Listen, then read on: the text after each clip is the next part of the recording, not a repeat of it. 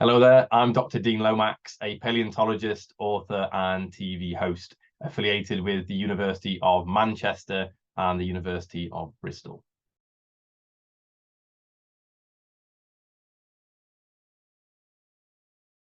Okay, I recently announced that I have a fellowship called an 1851 Fellowship, where this is part of the Royal Commission for the Exhibition of 1851. And this is a prestigious fellowship that is offered to 35 basically postdoc or post-PhD researchers. So this fellowship is focused on doing, they look at across the board from, it's not just paleontology, it's all sorts of sciences and engineering and beyond.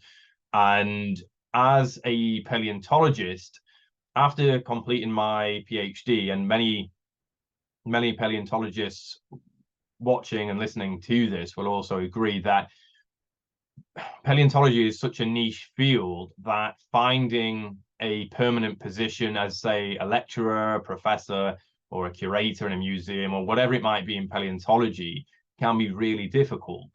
And once you complete your PhD, getting one of those positions immediately can be really tough. It's not impossible. Some people can do that and have done that. But sometimes if you want to continue your academic research and want to be essentially paid to continue doing research, you have to look at postdocs, you have to look at fellowships and other means of trying to get funding. And so following my PhD, completing my PhD, I wanted to focus still on my academic research. So in my own time and at my own expense, I'd been doing a lot of academic research and publishing papers. But at the same time, I was looking at all the available possibilities for fellowships and other postdoc positions, things like that. And I applied for several, unfortunately was rejected. I applied for 1851, and the third time lucky, I managed to get this prestigious fellowship. And this means that I'll be working primarily on ichthyosaurs, on the incredible sea dragons, focusing quite a bit on some new discoveries, some historically collected specimens, the likes of Mary Anning's finds.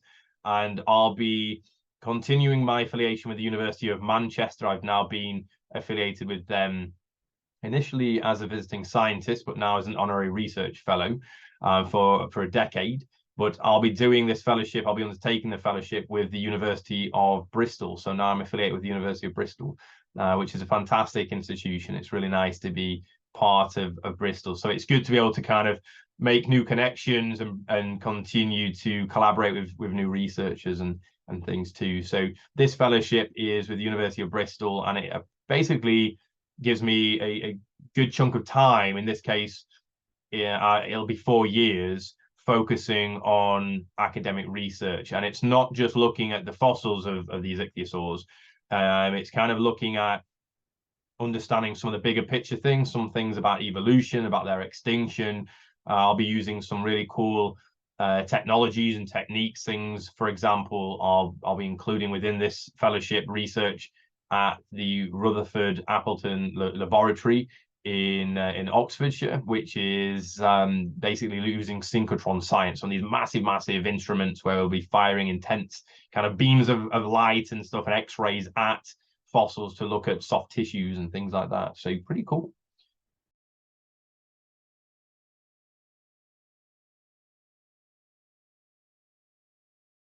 Yeah, so I took a really untraditional route into paleontology, and I could probably give an entire talk about this, and I have. So I'll try and keep this very short. But basically, I was one of those people always interested in dinosaurs and fossils and the natural world. Grew up watching documentaries about this, reading books, all that sort of stuff. And as I got to my teenage years, I was still very passionate about paleontology. But unfortunately, in school, I just wasn't very good academically, to the point where for my GCSEs, I actually failed science. I know, considering I now have a PhD in science, but I actually failed science. I failed maths. I just about scraped by in English and a couple of other subjects. So I just wasn't very good. I was one of those students instead who would really need to learn by being hands-on.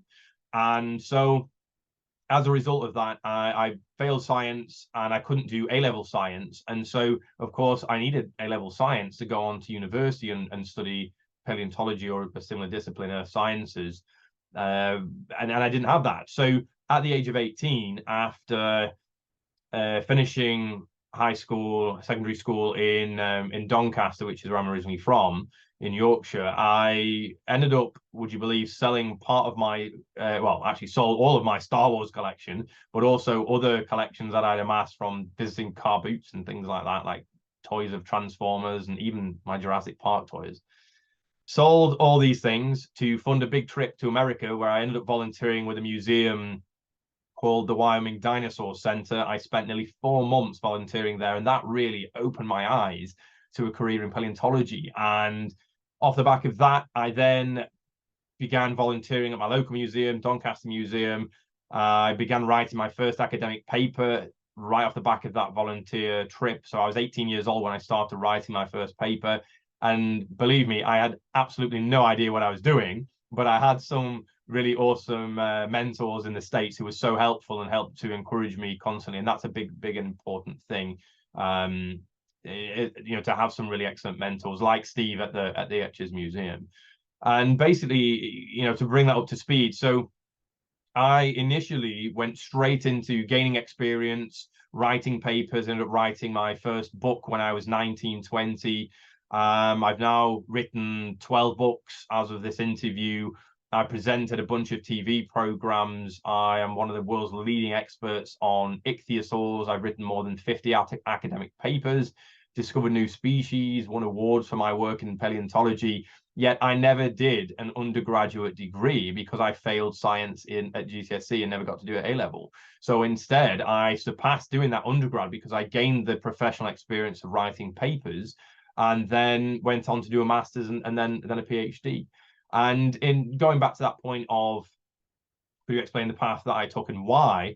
The reason for that is, growing up in Doncaster, not only didn't I have the grades, I also didn't have the finances. I come from a distinctly sort of poor area in Doncaster, to the point where the school that I went to actually was closed. It was you know, shut down a few years after I'd left. But I just didn't grow up with a wealthy background, and so I didn't have the grades, didn't have the finances, and had to, in many ways, make it my own way. And I always had, and I always say to students, to people who come and ask me about careers in paleontology, if you have a real passion for the subject, no matter what, you can really make it in this field. But you've got to have and be willing to really sacrifice and do so much. And that part of the question, in what ways has it shaped your career? Overcoming a lot of adversity in my career and the way in which I've gone into the field, being brought up in a single parent household, not having the finances, and learning to basically squeeze every penny and make sure that any experience that I've been involved in, especially early in my career, volunteering, I would absolutely maximize my time. So you better believe, when I was in America volunteering at this museum at the Wyoming Dinosaur Center, I was there volunteering in the evenings, in the weekends. I was just gaining as much experience as possible. So there's a lot of things that has really helped to shape my career, and that hopefully is in a nutshell. This is meant to be less than 10 minutes, probably at 10 minutes already. So I'll move on to the next question. I guess this question sort of is combined with the previous question, but it kind of goes back to, as I mentioned, I was one of those people as a child, and literally as far back as I can remember, I was just fascinated by all things dinosaur. And so I would collect fossils, I would visit museums, read books, watch the documentaries, all that stuff, as I mentioned. But it goes back to easily the age of probably 3 or 4. And one of my earliest memories, I remember collecting a fossil of a coral that I still have.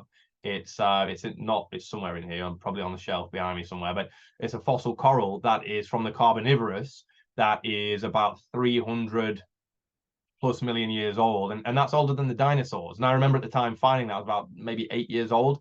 And I remember because I was there with a teacher. We were on a big hike. It was a school trip, and the teacher was saying, "Oh, this is geology. You know, this is the geology of the area. It's Carboniferous. It's older than the dinosaurs." And my mind was like blown, because this was older than the dinosaurs. This fossil that I had found first person ever to see this. I was holding that in my hand. So that was very cool.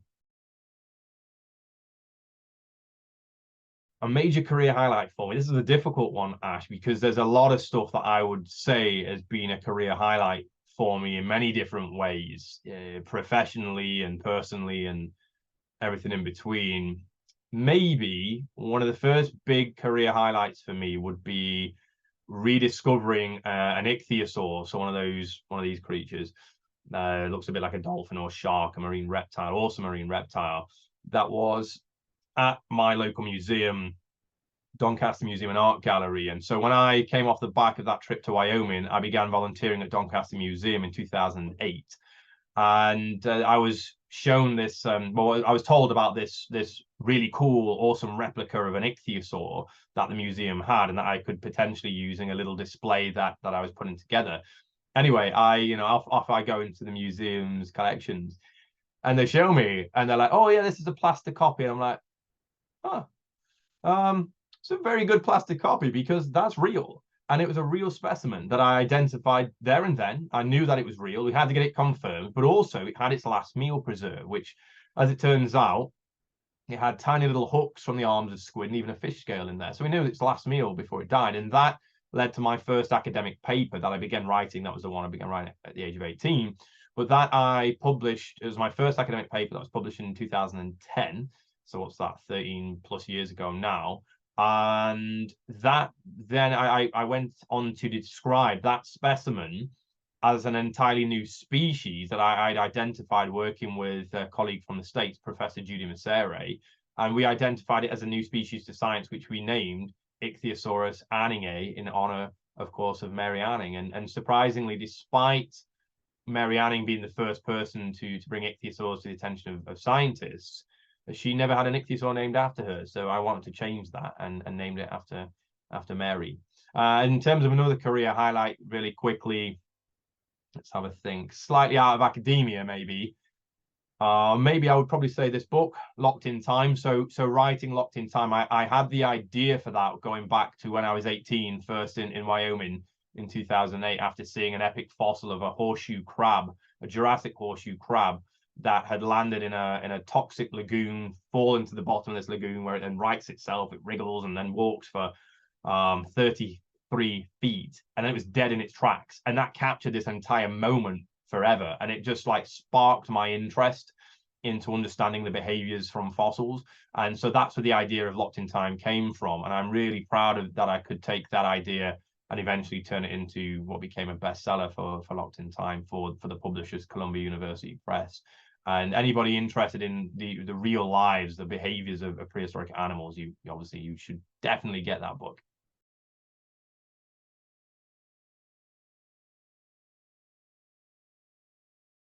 You have undoubtedly been involved with some amazing things. Which of them surprised you the most? Oh, that's a great question. I think in many ways, I obviously at one point I need to mention the Rutland Sea Dragon, the giant ichthyosaur discovery that was made in Rutland in the Midlands by Joe Davis in January 2021. And I think that probably surprised me the most because, for one thing, where the Rutland ichthyosaur was found, so this is an ichthyosaur 10 meters long, incredible discovery.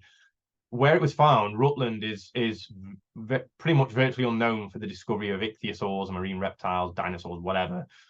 And to find that, and the way in which it was found was literally Joe and another chap called Paul were doing some routine maintenance, essentially pulled the plug on this lagoon, and some vertebrae were there. And myself and Dr. Mark Evans, we received an email that virtually the day after this discovery was made, and we were like, "Oh, this looks interesting, vertebrae about this size, pretty big verts." But that's all what was there, a few vertebrae that were seemed to be associated and still together.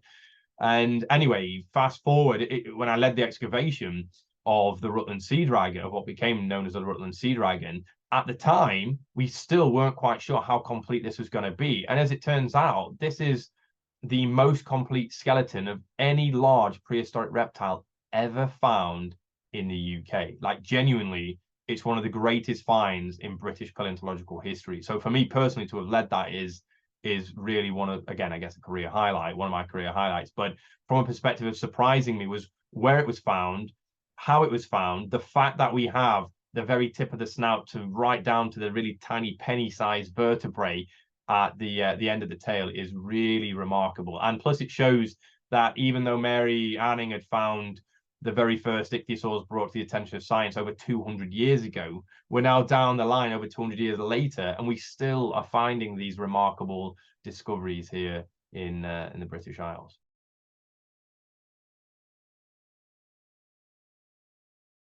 Definitely, I would give a lot of advice to that group. So from children to students to adults who are interested in pursuing earth sciences. The first thing I would always say is get out into the real world, go and look for fossils, understand the geology, go on guided fossil hunts. That's really important. Obviously, it goes without saying, but visiting museums, especially local museums to you as well. If you're a little bit older, sort of students and adults, if there are opportunities to volunteer, whether that's behind the scenes in the collections, whether that's on digs, whether it's fossil hunts, whether it's doing things like fossil festivals, all of that is massively important as well. It'd be remiss of me not to mention reading books too. Really does help. That's what really captured my interest especially as a teenager and you know, my childhood as well.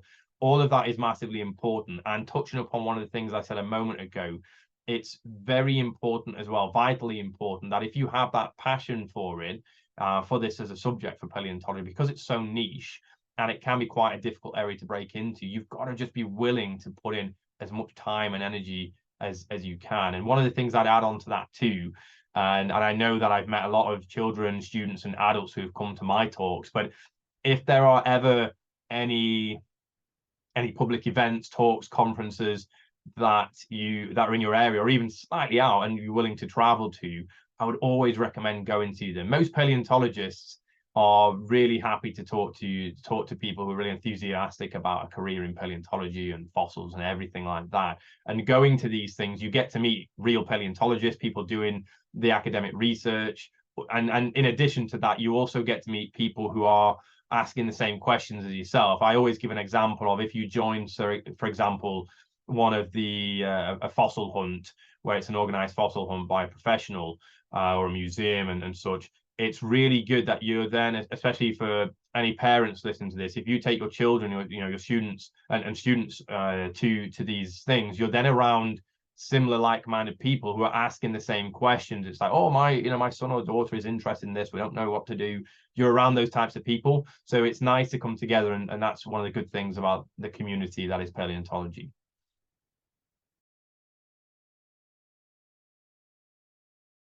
Okay, I'll give you two things. First thing, I would say from an academic point of view, I guess it's kind of like a bit of a wish list type discovery, but obviously excavating ichthyosaurs and like the Rutland ichthyosaur at 10 meters. I've done a bit of research into kind of these Triassic ichthyosaurs that are truly enormous. You're talking 20, 30, potentially 30 plus meter animals, enormous things, really, really big. And although we've had in the UK, we've now had some discoveries made by good friends of mine and Steve's, Paul de la Salle, who found a giant jawbone of a massive bone called a sarangula right from the back of the jaw of one of these ichthyosaurs.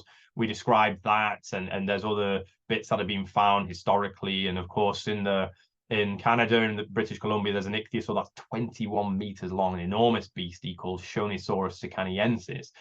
Bringing all that kind of back into the question, for me, I would love to find or at least lead an excavation of an ichthyosaur that is on that range of 20 plus 30 plus meters, because I genuinely think they're out there. We have the tantalizing evidence mostly of these giant vertebrae or big jawbones, so they are out there. And that's from an academic point of view. I would love to not only find one but lead the excavation and describe one of those big beasts.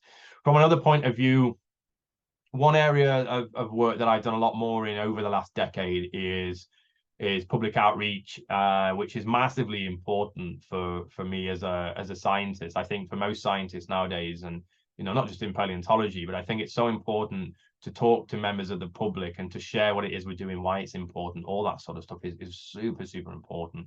And with my work in TV, both behind the scenes and in front of the camera, presenting and hosting TV shows.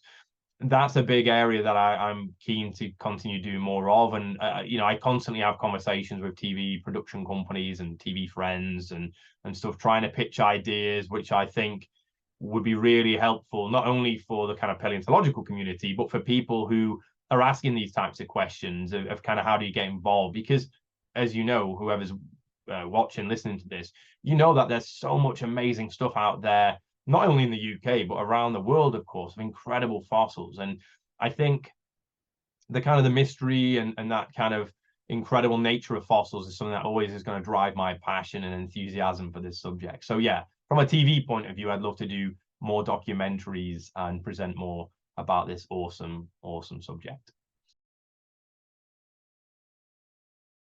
Yes, so I have just returned from introducing a new epic dinosaur documentary called Why Dinosaurs at genuinely a red carpet Hollywood premiere. Never did I think I would say that, and it was truly epic, I gotta say. Like, it was fantastic. This idea, Why Dinosaurs, has been in the pipeline for 6 years. It's a documentary by father and son team, Tony and James Pinto. And basically, it's many of these questions that I've asked and answered today that Tony, as a father and a filmmaker, his son wanted to be a paleontologist, James. And basically, Tony said, hey, why don't we make a documentary about that? And when I became involved with this about just over 4 years ago, the story, the idea really resonated with me, because it's what I get asked a lot about. How do I get into paleontology, all that sort of stuff? So I figured an awesome documentary, and in this case, a worldwide documentary, where you're interviewing a whole diverse range of people, different backgrounds, from academics to dinosaur fans, Jurassic Park fans, to artists, to movie industry veterans, all that sort of stuff, cool stuff, out in dinosaur digs, behind the museums, collections and things. So when I got involved, it was initially as one of the experts on screen to talk about dinosaurs and other things. But then again, given my work in TV, behind the scenes and on camera, I became involved with as one of the leading experts on screen, but also as an executive producer. And so I was invited by Tony, James and family to come and introduce the film at the big Hollywood premiere, which I must say was genuinely incredible. It was literally, if you're listening, watching this, it was in the heart of Hollywood, on the Sunset Boulevard Strip. It was at a big theater called Harmony Gold Theater, where lots of big Hollywood premieres happen, for TV shows, for movies. And we managed to fill it. Like, the entire theater was full of dinosaur fans from here, there, and everywhere. And that really made me smile, because it shows that people love dinosaurs. Even the theater production person on the night said how incredible it was that the entire theater was just full of dinosaur fans. So that gives you a good summary. But hopefully you've enjoyed this, and thank you very much. That's all we've got for you today from the Etches collection. Thank you so much for watching. Don't forget to like and subscribe for more, and hopefully we'll see you next time.